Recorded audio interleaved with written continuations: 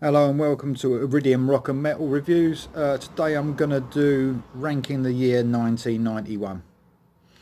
So by this time grunge had kicked in a little bit more, and the 80s melodic rock hair metal bands have slowly starting to disperse a little bit, still releasing some good stuff though. So it's a little bit of a mixed bag, this one. Still a good year. I've got um, eight of my favourites to rank. Remember, these are all my favourite albums, so none of them are, in my opinion, poor. They're all good. They're my favourite eight. Got some honourable mentions to do as well. Right, so without further ado, go number eight first. So in my number eight, remember this is my least favourite of my favourites. So my number eight is Sabotage Streets, a rock opera. I think Sabotage, this was a period when they were going through a really good spell. They're, all three of these albums, Hall of the Mountain King and Gutter Ballet and this were really real class albums. I actually got into Sabotage at a real late stage, not so long ago. Sorry, weird cat. And now I love them. I listen to a lot of their stuff now, but I never was into it back then. I think I got Hall of the Mountain King and Gutter Ballet, but could never really it never really got me in the 80s. But now definitely does. Definitely a brilliant band. And some of my favourites on here are, sorry about the cat putting me off a bit. Some of my favourites are Streets. Real doomy riffs on that one. Love that one. Jesus Saves, Strange Beauty, Ghost in the Ruins are amongst my favourites on that album. And it's a real, obviously, this is a favourite amongst a lot of Sabotage fans, and I can see why. I'll give this album 8 out of 10. My next, number 7. Bit of a return to form for me. David Lee Roth, A Little Ain't Enough. So I wasn't a great fan of Skyscraper. I thought it was good, but nowhere near as good as Eat 'em and Smile. And Little Ain't Enough was, even though it's a bit underrated by a lot of people, I thought it was really strong. Some of Dave Lee Roth's best vocals he's ever done. Definitely, really strong on it. And he ain't obviously the best vocalist in a lot of people's eyes, but I thought he done a really good job on this one. Yeah, and there's some real rocking tracks on this one. Little Ain't Enough, Shoot It, proper catchy song. Drop in the Bucket, bit of an heavier one. But yeah, I really got into this Dave Lee Roth album. It's a bit of a surprise because I thought it was after Skyscraper. I thought he was going to go a bit, the wrong way, but loved it. Really loved this one, and I'll give Dave Lee Roth, A Little Ain't Enough, 8 out of 10. Right, my number 6. This nearly escapes my list because I was doing some research on obviously the year on all the albums that were coming out, and for some reason this, I know Wiki ain't the most reliable source, but this weren't actually on the releases for 1991, so I nearly missed this, and I'm glad it just come to me, and I thought I'd look when it was out, and it was missing from the list on Wiki, which was a bit strange. But and that's Temple of the Dog, their album, which was a mixture, a collaboration, if you like. Eddie Vedder, Chris Cornell, and a few other Pearl Jam guys. Excellent. What vocals on this as well. I was listening to this earlier on. Chris Cornell's vocals on this are just outstanding. Obviously Eddie Vedder, he's on Hunger Strike. He just does a little cameo on there with him. But Chris Cornell's vocals, God, he was, amongst the grunge, that time, he just sang like no one else. Absolutely superb voice, really strong, hit high notes and low as well. What a range he had. And some of them, my favourites on here were Say Hello to Heaven, what I've already mentioned, Hunger Strike already, Call Me a Dog, probably my favourite track on the album. Absolutely class, and it sort of had a bit of a southern feel to it as well. Definitely a bit of southern rock on this as well, which is not a bad thing at all. I like a bit of southern rock. So and I'll give Temple of the Dog 8.5 out of 10. Right, my next one, number 5. White Lion, Main Attraction. I think that this was another bit of a shock for me because their album before this, I I thought it went a little bit. It was a little bit downhill. Big Game, I think it was. I think they lost track of what their heaviness a little bit from their first debut album, but this really brought it back. And what an excellent production on this as well. Real heavy production. If you did lose interest in White Lion, and you thought which I nearly did, and then this album came out. It's probably my favourite album from White Lion. Absolutely superb. And it's got some real classy songs on it. Lights and Thunder. They've done a rehash of Broken Heart, which is an old track of theirs and on one of their first albums, and they redid it. Love Don't Come Easy. An album that sounds so good, really strong. The production was amazing, and I think they all just exceeded themselves on this one. And I'll give White Lion Main Attraction 8.5 out of 10.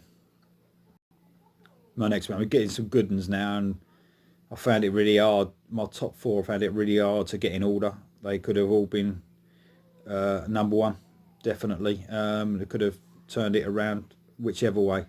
They still could tomorrow. I could feel differently, but my number 4 is a really strong one. That's Skid Row, Slave to the Grind. Easily their best album. I know they only brought out 3 with Sebastian Bach, but this was the best. So heavy, and to come from their first album, which was good, and it's up the ante in everything on this one. Straight from the off, Monkey Business was just so heavy. That riff was unbelievable. Living on a Chain Gang. But I think where they really exceed on this one is the slower songs. Quicksand Jesus is superb, real epic. Wasted Time, finishing the album off. In a Darkened Room, the vocal on that is just amazing. If anyone could, if you could sing like him, wow, you just had it made. He had such a brilliant voice, and so menacing. Like I said when they brought out the first album, what a menacing voice. He could really give it something absolutely brilliant. So I'd give Skid Row Slave to the Grind 9 out of 10. My next one, grunge album, Pearl Jam, 10. I was absolutely amazed by this one as well. Thought this album was brilliant. Still is. It's got some amazing tracks on it from beginning to end. Eddie Vedder, obviously, it introduced us to his voice, and the whole band. It was this was easily for me the strongest album. Even though I liked a few of their others that came after, easily the strongest. Yeah, and probably one of the strongest debuts from a band of all time as well. Every track, beginning to end, flawless. Once, what a song! Once to start off, you always need when bands bring out an album, you like to hear a song that just gets you from the beginning, and that really did, and it was full up with hits. This one, Even Flow, Alive, Black. What an amazing song Black is. Some of the lesser, not well known ones, but probably underrated maybe. Porch was one of my favourites, and Oceans as well. What a song! There's a lot of writing on this album as well, and yet again, I know they're categorising grunge and putting it all in this one category, but if you actually look at the top bands, the big 4, if you like, of grunge, they sound different from each other. Alice in Chains, Soundgarden, Pearl Jam. They sound completely different than each other, and it's hard to put a category, as we all like to do, but they all sound really different. But love this album, Pearl Jam, 10, and I'll give it 10 out of 10. Well, my number 2 and number 1, I was really fought myself over this one. It was hard to put it in whether it was going to be 2 and 1, but my number 2 is Metallica's Black Album. Metallica get a lot of stick for this album because it was their change of direction after Injustice for All. Obviously, it was a lot more polished, produced by Bob Rock, who was he was in a lot of bands at the time. in the hair metal bands and of the 80s. So they got a lot of stick for that as well. But the production on this is, wow. I mean, the bass was ramped right up. The guitars were right in front on the mix, and the drums, just unbelievable drum sound on this album. I couldn't stop listening to it, and it obviously they hit really big after with this album, absolutely huge, full of hits. Enter Sandman, Sad But True, The Unforgiven, Wherever I May Roam, Nothing Else Matters. I mean, you can't argue with them songs, can you? They were brilliant. But you know, I can understand people not liking it as much. I preferred Master of Puppets. That was my favourite album. But you can't deny the quality on this Black album. Absolutely superb. So now you're probably wondering what my number one is, if Metallica's my number two and Pearl Jam's my number three, and so on and so forth. But my number one, probably a bit of a surprise for a lot of people. They probably wonder why, but it's my favourite, and I loved it at the time. And that's Tesla, Psychotic Supper. Their first three albums, Tesla, were absolutely amazing, and this was no exception. This was really, if this album come out maybe 3 or 4 years earlier, would have been huge. And this hit right as grunge was taking off, so it's probably a bit of a bad time for the band, but I absolutely loved this.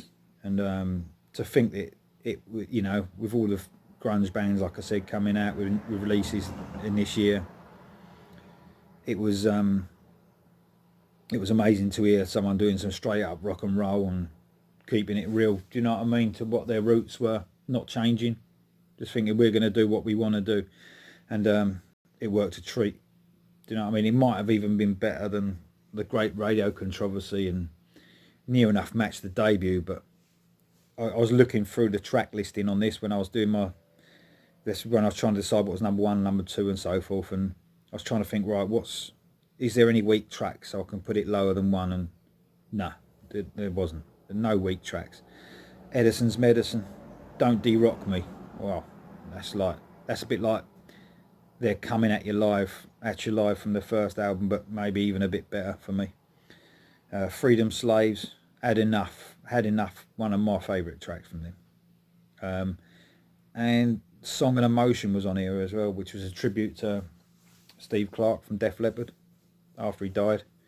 And obviously they've taken a few, you can hear the riffs on that, on Song and Emotion, sounding a little bit like Iron Dry Def Leppard, without a doubt. But it was on purpose, you know. I think they had the same management as Def Leppard as well.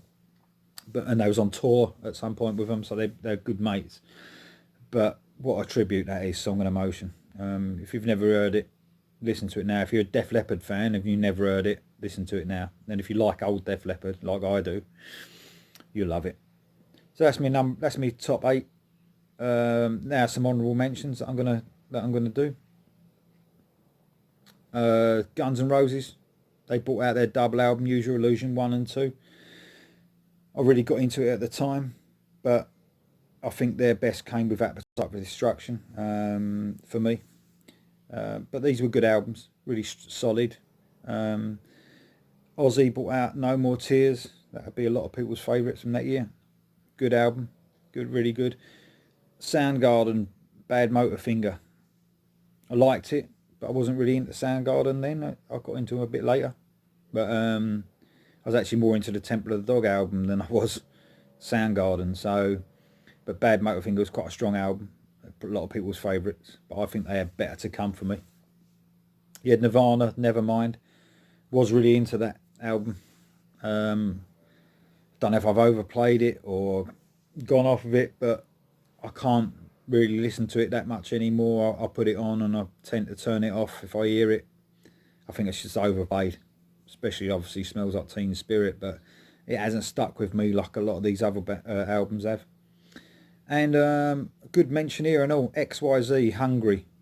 And thanks for Eugene Hewitt that's recommended XYZ to me, because I might have touched upon them when they brought albums out, but back then I didn't listen to them.